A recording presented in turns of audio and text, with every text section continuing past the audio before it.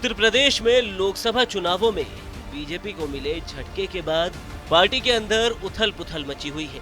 चुनाव में खराब प्रदर्शन को लेकर बीजेपी केंद्रीय नेतृत्व अलग-अलग नेताओं से मिलकर फीडबैक ले रहा है। इसी सिलसिले में पार्टी के नेता केशव प्रसाद मौर्य और बीजेपी प्रदेश अध्यक्ष भूपेंद्र चौधरी ने मंगलवार को दिल्ली में बीजेपी अध्यक्ष जेपी नड्डा से मुलाकात की। तो वहीं दूसरी तरफ बुधवार को लखनऊ में सीएम योगी ने विधानसभा की 10 सीटों पर होने वाले उपचुनावों को लेकर सभी प्रभारी मंत्रियों से मुलाकात की।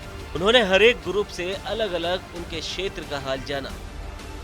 देखिए, सबसे बड़ी चुनौती यूपी में बीजेपी के पास सामने में ये है कि पिछले 7 सालों से यूपी में बीजेपी की सरकार है और देखें तो 2014 में से दिल्ली में बीजेपी की सरकार है। डबल इंजन की सरकार, आप इसे समझ लीजिए। लेकिन पहली बार कहीं न कहीं बीजेपी के घर में आपसी कलह बहुत बढ़ गई है। लोकसभा चुनाव के नतीजों के बाद से ही आपस में घमासान मचा हुआ है। अब ये जो विधानसभा की 10 सीटों पर उपचुनाव होने हैं, वो योगी सरकार के लिए, बीजेपी के लिए प्रतिष्ठा की लड़ाई बन गई है। क्योंकि यहाँ से ही उनको लगता है कि अगर इसमें हम परफॉर्म नहीं किए तो एक नैरेटिव बन जाएगा कि बीजेपी, जो इंडिया ब्लॉक कह भी रहा कि बीजेपी अब ढलान पे है, उसके दिन निकल गए हैं। जिस तरीके से आज अखिलेश यादव ने सोशल मीडिया में कहा भी है और जिस तरीके से पार्टी के अंदर नेताओं की आपसी गुटबंदी साफ दिख रही है।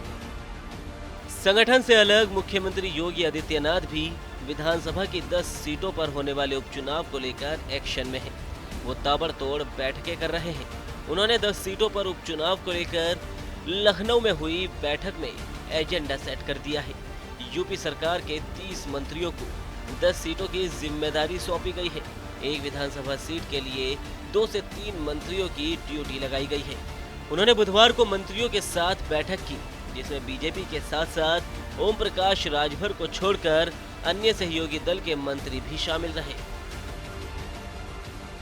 तो योगी आदित्यनाथ ने भी एक अलग तैयारी अपनी की। आप देखिए, इस बैठक में जो मंत्रियों को बुलाया गया है उसमें सहयोगी दलों, आरएलडी के भी नेता हैं, मंत्री हैं अनिल कुमार, अपना दल के आशीष पटेल भी हैं और आपको बताऊं कि संजय निषाद को भी इस बैठक में बुलाया गया है। ओम प्रकाश राजभर नहीं है। लेकिन ये तैयारी योगी आदित्यनाथ की अपनी लग रही है। इसमें संगठन को नहीं बुलाया गया, संगठन अलग तैयारी कर रहा है। तो यहाँ भी अगर आप देखेंगे तो कहीं ना कहीं ऐसा लग रहा है कि संगठन और सरकार, जिसकी बात केशव प्रसाद मौर्य कर रहे हैं, दूसरे नेता कर रहे हैं, वो विश्वास की कमी वहाँ दिख रही है। हालांकि ये उपचुनाव की तैयारी को लेकर हो रहा है और योगी आदित्यनाथ चाहते हैं कि 10 में से अधिकतर सीटें जीत कर वो दिखाएं कि अब भी उनमें दमखम है। और चूंकि उपचुनाव सरकार का चुनाव माना जाता है, इसीलिए उन्होंने पूरी ताकत झोंक दी है और मंत्रियों के साथ बैठक कर रहे हैं, ये जानने के लिए कि कहाँ से क्या किया जाए ताकि वहाँ बीजेपी जीत ले। बुधवार को मंत्रियों के साथ हुई योगी की मीटिंग में मुस्लिम उम्मीदवारों का मुद्दा भी उठा। मीटिंग में इस बात पर चर्चा हुई कि क्या मुस्लिम बहुल विधानसभा सीटों पर मुस्लिम प्रत्याशी उतार सकते हैं। इसके अलावा बैठक में कहा गया कि उपचुनाव के लिए ईमानदार और जिताऊ प्रत्याशी का ही चयन किया जाएगा। सिफारिश करने वाले प्रत्याशी को टिकट न दिया जाए। बैठक में इस बात पर भी चर्चा हुई कि उपचुनाव वाले क्षेत्रों में जातिगत समीकरण क्या है और चर्चा ये भी हुई कि विपक्षी दल में कौन प्रत्याशी है और मौजूदा समय की स्थिति क्या है। मीटिंग में योगी आदित्यनाथ ने हर एक ग्रुप से अलग अलग उनके क्षेत्र का हाल जाना। सीएम योगी की तरफ से सभी ग्रुप को ये निर्देश दिए गए कि जब तक चुनाव समाप्त न हो जाए तब तक सबको अपने प्रभारी क्षेत्र में हफ्ते में 2 दिन तक रात्रि विश्राम करना है।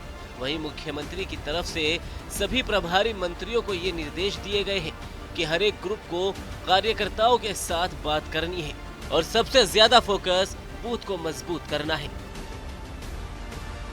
इस बैठक में केवल उन मंत्रियों को बुलाया गया था जिनकी ड्यूटी उपचुनाव वाली सीटों पर लगाई गई है। लोकसभा चुनाव में जीत हासिल करने वाले 9 विधायकों की सीट पर उपचुनाव होना है। इसके अलावा सीसामऊ सीट पर भी उपचुनाव होना है। जिन सीटों पर उपचुनाव होना है उनमें मिल्कीपुर, कटेहरी, फूलपुर, मंझवा, सीसामऊ, गाजियाबाद सदर, मीरापुर, खैर और कुंदरकी शामिल है। इन 10 विधानसभा सीटों पर होने वाले उपचुनाव में जीत हासिल करना बीजेपी के लिए प्रतिष्ठा का सवाल बन गया है। इसलिए मंत्रियों को हर हाल में जीत दर्ज करने के लिए अभी से क्षेत्रों में डटे रहने को कहा गया है।